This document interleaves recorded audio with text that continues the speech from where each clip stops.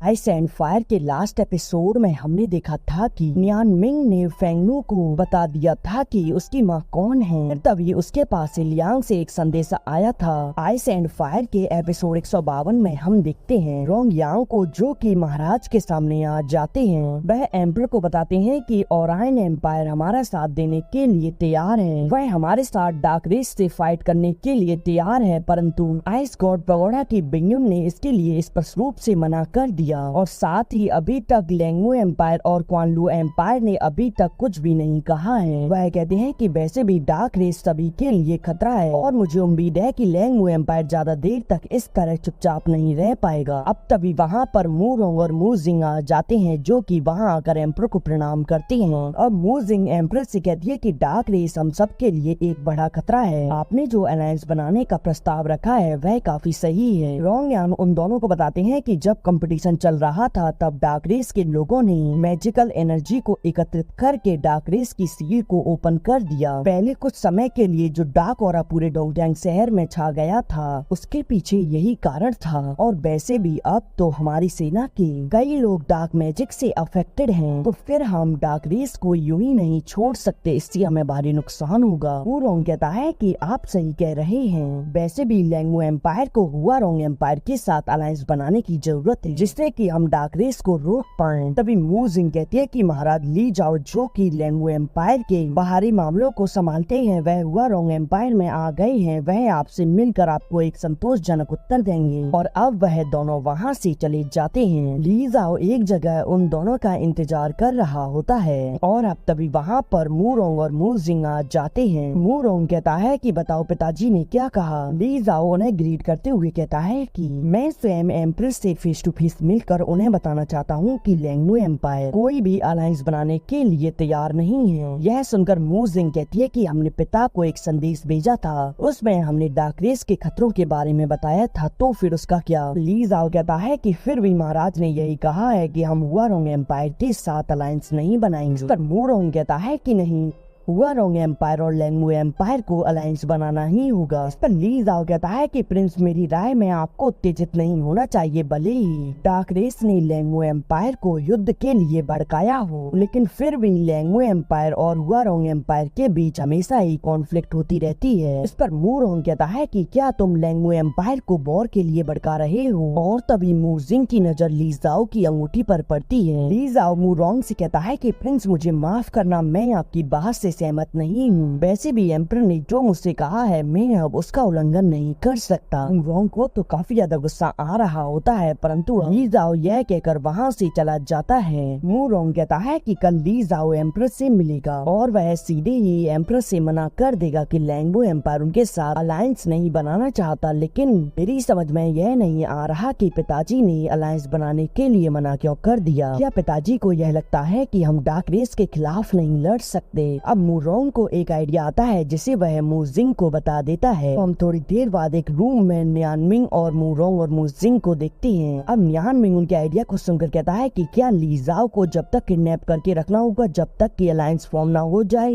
इस पर मू रोंग कहता है कि हाँ, अब हमारे पास और कोई रास्ता नहीं है। इस पर नियान मिंग पूछता है कि तो फिर तुम मेरे पास क्यों आए हो। इस पर मू रोंग कहता है कि ली जाओ काफी ज्यादा पावरफुल है, हम उसका सामना नहीं कर सकते। तभी मू जिंग नियान मिंग से कहती कि उसे किडनैप करने का एक और भी कारण है। मैंने उसकी अंगूठी में लगे उस स्टोन को देखा था जिसमें डार्क एनर्जी प्रतीत हो रही थी। यह सुनकर नियान मिंग कहता है कि तो फिर कहीं वह मैजिक को एकत्रित तो नहीं कर रहा। पर मू जिंग कहती है कि यह संभव हो सकता है। यह सुनकर मू रोंग कहता है कि उसने लैंगमू एम्पायर को धोखा देने की हिम्मत कैसे की, मैं उसे नहीं छोड़ूंगा। इस पर मू जिंग कहती है कि तुम इतने परेशान मत हो, हम सिर्फ अनुमान लगा रहे हैं। इस पर नियान मिंग कहता है कि अगर ऐसी बात है तो फिर हम इसे आजमा क्यों नहीं लेते। और अब वह लोग मिलकर वहाँ पर एक प्लान बनाते हैं। अब हम थोड़ी देर बाद ली जाओ को देखते हैं, जो कि मू रोंग और मू जिंग से कहता है कि यही महाराज का डिसीजन है, अब तुम यहाँ से जा सकते हो। तभी मू रोंग उससे कहता है कि तुम तो आउटसाइडर से मिले हुए हो जो कि हमें धोखा दे रही हो। इस पर ली जाओ कहता है कि तुम यह क्या आरोप लगा रहे हो। इस पर मू जिंग कहती है कि हम ऐसा इसलिए कह रहे हैं क्योंकि हमारे पास तुम्हारे खिलाफ एविडेंस है। इस पर ली जाओ कहता है कि तुम लोग यह कैसी बातें कर रहे हो। मू रोंग और मू जिंग वहाँ से जाते हुए कहती है कि चूंकि तुम अपना आरोप स्वीकार नहीं कर रहे तो फिर हमें रूड होने के लिए दोस्त मत देना। और फिर वह अचानक से उसे अपनी वुड वाइन से वहीं जकड़ लेते हैं। ली जाओ कहता है कि मुझे पता है तुम मुझे फंसाना चाह रहे हो, लेकिन तुम्हारी यह पावर मुझे पकड़ने के लिए पर्याप्त नहीं है। वुरोंग कहता है कि मुझे पता है तुम हम दोनों से ज्यादा पावरफुल हो। और तभी ली जाओ के आसपास आग लग जाती है। यह देखकर यह तो फायर मैजिक है, तुम लोग वास्तव में हुआरोंग एम्पायर से मिल चुके हो। और अब नियान मिंग वहाँ पर आ जाता है। अब यह देखकर ली जाओ अपना अटैक उन तीनों पर कर देता है, जिससे कि वह तीनों वहीं ट्रैप हो जाते हैं। ली जाओ कहता है कि अब मैं तुम तीनों को ही एम्पर के पास पकड़ कर ले जाऊंगा। परंतु तभी नियान मिंग अपने फ्लेम गॉड प्लाम का उपयोग करते हुए उन सभी वाइन्स को डिस्ट्रॉय कर देता है। और तभी नियान मिंग ली जाओ के पास आकर उसके पैरों को वहीं फ्रीज कर देता है। और इसी मौके का फायदा उठाकर मूरोंग और मूजिंग उसे अपनी वाइन से पकड़ लेते हैं। अब मूरोंग उससे कहता है कि जब तक हमारा अलायंस न बन जाए तुम यहीं खड़े रहना। इस पर ली जाओ कहता है कि तुम अपने एनिमी के साथ अलायंस बना रहे हो और तुमने मुझ पर आरोप लगाया है। परंतु वह लोग तो उसकी बातों को इग्नोर करते हुए वहाँ से जाने लगते हैं। यह देखकर ली जाओ डेविल स्माइल देता है और कहता है कि मूरोंग, मुझे उम्मीद नहीं थी कि तुम ऐसा भी कुछ कर पाओगे।